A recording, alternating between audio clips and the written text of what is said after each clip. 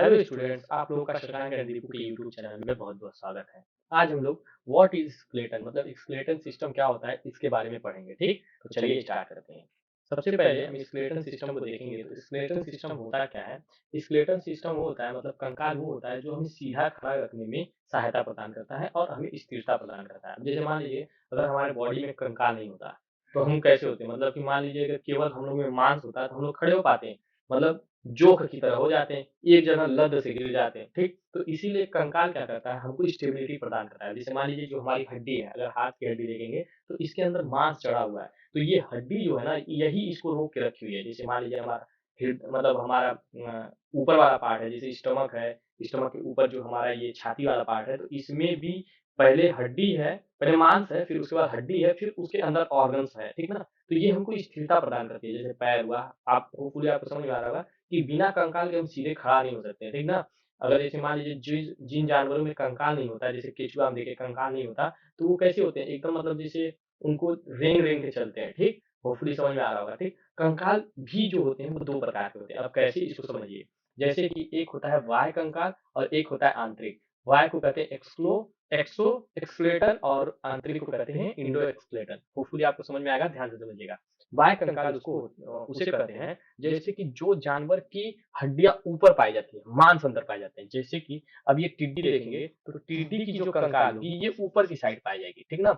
आप अगर देखेंगे टिड्डी को, इस टिड्डी को अगर गाँव के अगर होंगे, तो आपको ज़्यादा समझ में आएगा। गाँव में हम लोग इन टिड्डियों को पकड़ लेते थे, ठीक? और जब टिड्डी को पकड़ते हैं, तो देखेंगे, तो उसके ऊपर वाला हिस्सा जो होता है, वो बहुत कड़ा होता है, ठीक ना? तो कुछ जानवर ऐसे होते हैं जिनमें बाह्य कंकाल पाया जाता है। दूसरा जो मानव होता है, जैसे कि ये देखिए, ये वाला जो मानव है, जैसे हम लोग भी तो मानव ही में आते हैं, तो हमारे पहले ऊपर मांस है, ठीक? फिर उसके अंदर हड्डी है, मतलब कंकाल है। तो ऐसे कंकाल को आंतरिक कंकाल कहेंगे। मतलब अगर कंकाल बाहर है, तो एक्सो कंकाल और कंकाल अगर अंदर है, तो आंतरिक कंकाल, ठीक? होपफुली समझ में आ रहा होगा आप लोगों को। ठीक, आगे बढ़ते हैं। आगे जब बढ़ेंगे, तो कंकाल में जैसे ही हम आगे बढ़ेंगे, तो कंकाल का प्रकार में यही जो था कि एक्सोस्केलेटन और आंतरिक स्केलेटन, ठीक? अब देखिए, जैसे कि फॉर एग्ज़ाम्पल आप देखिए बिच्छी, बिच्छी एक्सोस्केलेटन का एग्ज़ाम्पल है कि इसकी जो हड्डियाँ होती है, वो बाहर की ओर पाई जाती हैं।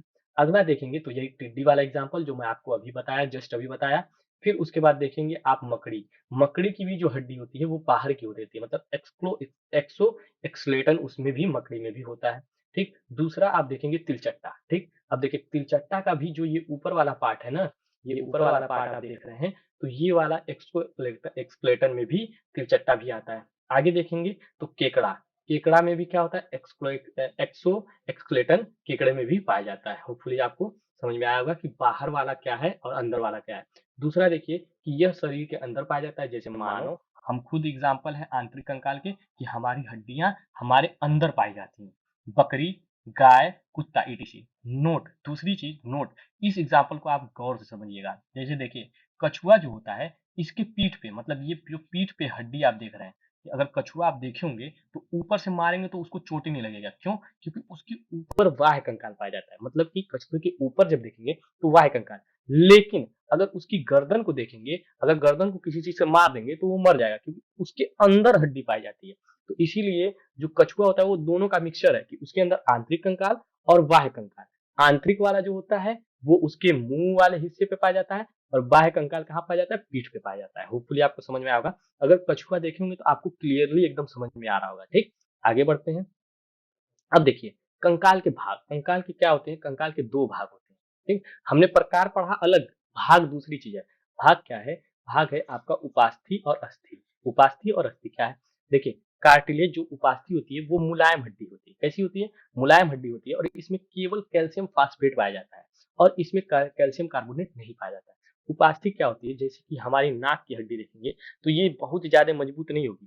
कान की हड्डी देखेंगे तो ये बहुत मजबूत नहीं होती है। आप टच करके देखा होगा, टच करिए देखा तो ये बहुत मुलायम होती है।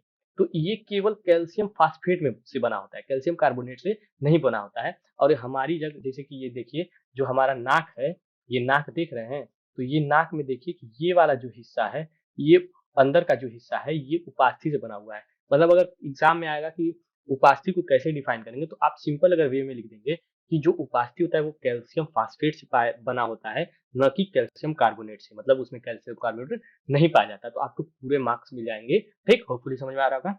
आगे बढ़ेंगे तो आगे अगर देखेंगे कि ये देखिए हड्डी है, ठीक, और हड्डी के जो बीच में देखिए जो ज्वाइंट करता है, ज्वाइंट वाले हिस्से में देखिए ये व्हाइट व्हाइट, अगर मैं जूम करके दिख रहा हूँ, अगर आपको थोड़ा सा मैं जूम करके दिख रहा हूँ, यहाँ पे देखिए, देखिए कि यहाँ पे जो हिस्सा है, ये वाला हिस्सा, जो ये व्हाइट हड्डी पूरी व्हाइट है और एक और व्हाइट वाली परत है यहाँ पे, तो ये वाला जो हिस्सा होता है ये उपास्थि से ही बना होता है। ठीक, तो होपफुली समझ में आएगा कि नाक कान की हड्डियां और जो बड़ी हड्डियों को जोड़ता है, जोड़ वाले हिस्से जो होती है उसमें भी उपास्थि पाई जाती है। ठीक, होपफुली समझ में आएगा। आगे हम बढ़ेंगे तो आगे आपका आएगा अस्थि, जिसको क्या कहते हैं, बोन। क्या कहते हैं, बोन। अब बोन क्या होता है, ये इसमें क्या पाया जाता है, कैल्शियम फास्फेट और कैल्शियम कार्बोनेट दोनों। ठीक, उपास्थि में क्या था, केवल कैल्शियम फास्फेट, लेकिन अस्थि में क्या है, उसमें कैल्शियम फास्फेट और कैल्शियम कार्बोनेट दोनों पाया जाता है। अगर पूछ दे कि कितना परसेंट कैल्शियम फास्फेट पाया जाता है तो 60%, कैल्शियम कार्बोनेट कितना पाया जाता है तो 40%, एकदम इजीली बता देंगे। ठीक, होपफुली समझ में आ रहा था। अस्थियों के अंदर क्या पाया जाता है, ओशिन प्रोटीन पाई जाती है अस्थि के अंदर, मतलब कि अस्थि के अंदर ओशिन प्रोटीन पाई जाती है। जबकि कार्टिलेज, कार्टिलेज क्या था, कार्टिलेज था आपका उपास्थि, उसके अंदर कॉन्ड्रिन प्रोटीन पाया जाता है। ठीक, अस्थि के अंदर ओशिन प्रोटीन और कार्टिलेज के अंदर कॉन्ड्रिन प्रोटीन पाया जाता है। ठीक, जन्म जब बच्चा लेता है तो उसकी 300 अस्थियां पाई जाती है, मतलब जब बच्चा गर्भ से बाहर निकलता है तो उसमें 300 हड्डियां, क्योंकि कई हड्डी जुड़ी नहीं होती, बाद में वो जब धीरे धीरे जुड़ के 208 हो जाती है जब वो बाल्यावस्था में होता है। और जब वो पूरा मतलब 18 साल के ऊपर का हो जाता है, वयस्क हो जाता है, तो उसकी टोटल 206 हड्डी होती है, जो मोस्टली एग्जाम में पूछा जाता है। और बहुत लोग, कॉमन क्वेश्चन है कि हमारे पास कितनी हड्डियां हैं, तो हम इजीली बता देते हैं कि हमारे पास 206 हड्डियां हैं। होपफुली समझ में आएगा। नेक्स्ट क्वेश्चन क्या बनता है, नेक्स्ट क्वेश्चन ये बनता है कि अस्थि और अस्थि, मतलब हड्डी और हड्डी दोनों को कौन जोड़ता है, लिगामेंट। कौन जोड़ता है, लिगामेंट। ये बहुत इंपॉर्टेंट है, मतलब हर कॉम्पिटेटिव एग्जाम या फिर हर हाई स्कूल के एग्जाम में ये जरूर पूछा जाता है कि हड्डी और हड्डी कौन जोड़ता है, लिगामेंट। और मांस और अस्थि को कौन जोड़ता है, टेंडम। ठीक, अब देखिए ये हड्डी को कौन जोड़ा है, लिगामेंट। ठीक, और मांस को, और मांस से कौन जोड़ा है, टेंडम। ठीक, मसल टू बोन, मांस को हड्डी से जोड़ता है टेंडम, और हड्डी को हड्डी से जोड़ता है लिगामेंट। ठीक, तो इसको आप याद कर लीजिए। अगर ये फिगर आप देखेंगे तो थोड़ा सा आपका दिमाग इससे क्या होगा, मेमोराइज होगा, और इसको क्या करेंगे, इजिली याद कर लेंगे। होपफुली आपको एकदम अच्छे से समझ में आएगा। फिर से मैं बोलता हूँ कि अगर पूछेगा अस्थि को डिफाइन करो, तो आप कहेंगे कि कैल्शियम फास्फेट और कैल्शियम कार्बोनेट से जो चीज बनता है उसको क्या कहते हैं, हड्डी कहते हैं। कैल्शियम फास्फेट आपका 60% और कैल्शियम कार्बोनेट 40% पाया जाता है। अस्थियों के अंदर कौन सी प्रोटीन पाई जाती है, ओसिन प्रोटीन। वहीं अगर कार्टिलेज की बात करेंगे तो कार्टिलेज की जगह कॉन्ड्रियन प्रोटीन पाई जाती है। जन्म के समय अगर आप डिटेल में लिखना चाहते हैं तो लिख देंगे कि जन्म के समय शिशु जो होता है उसमें 300 हड्डी, बाल्यावस्था में 208, और दो और घटा देते हैं, वयस्क हो जाते हैं तो सारी हड्डी जुड़ जाती है और 206 हड्डियां पाई जाती है। आगे बढ़ेंगे तो अस्थि और अस्थि को कौन जोड़ता है, लिगामेंट। और मांस को अस्थि से कौन जोड़ता है, टेंडम। ठीक, और पूरी समझ में आएगा। अगर इस उपास्थि की, उपास्थि को अगर आपको वो करना होगा तो कह देंगे कि ये मुलायम वाला पार्ट होता है, ये केवल कैल्शियम फास्फेट से बना होता है, कैल्शियम कार्बोनेट इसमें नहीं पाया जाता। अगर एग्जाम्पल के थ्रू लिखना होगा तो आप लिखेंगे कि नाक की, कान की, ये सारी हड्डियां उपास्थि हैं। जैसे कि कुछ बड़ी हड्डियां होती है उसके ऊपर वाले भाग पे क्या पाई जाती है, उपास्थि पाई जाती है, और ये दो भागों में होता है। ठीक, और आगे अगर देखेंगे तो आगे मैं थोड़ा सा और रिवीजन करवा देता हूँ कि जो कछुआ होता है उसमें आंतरिक कंकाल और बाह्य कंकाल दोनों पाया जाता है। आंतरिक कंकाल क्या होता है, शरीर के अंदर जब पाया जाएगा तो आंतरिक कंकाल, और शरीर के बाहर पाया जाएगा तो कौन सा कंकाल, आपका बाह्य कंकाल, जिसको एक्सो एक्सक्लेटन कहते हैं। ठीक, पूरी समझ में आएगा। एक्सो एक्सक्लेटन का अगर एग्जांपल पूछेगा तो आप बता दीजिएगा केकड़ा, मकड़ी, टिड्डी। ठीक, वगैरह वगैरह। अगर आंतरिक और बाह्य दोनों को मिक्सअप करके पूछेगा तो उसका एग्जाम्पल आप बता देंगे कछुआ। और आंतरिक कंकाल का केवल पूछेगा तो सिंपल, मानव, बकरी, गाय, कुत्ता, भैंस, सब किसके एग्जाम्पल है, आंतरिक कंकाल के एग्जाम्पल है, मतलब कि एंडोस्केलेटन के एग्जाम्पल है। ठीक, तो होपफुली आपको पूरी तरीके से जितना मैं समझाया समझ में आया होगा। ठीक, तो बायोलॉजी की ये वाली क्लास जो है, अब मतलब बोन से मैं केवल अभी बताया हूँ कि बोन होता क्या है इसके बारे में। ठीक, नेक्स्ट वीडियो में हम बोन को और मतलब कंकाल तंत्र को और अच्छे से क्या करेंगे, स्टडी करेंगे। ठीक, तो तब तक के लिए जय हिंद। मिलते हैं नेक्स्ट वीडियो में। ज्यादा से ज्यादा अगर आपको समझ में आएगा तो शेयर करिएगा। ठीक, तब तक के लिए जय हिंद।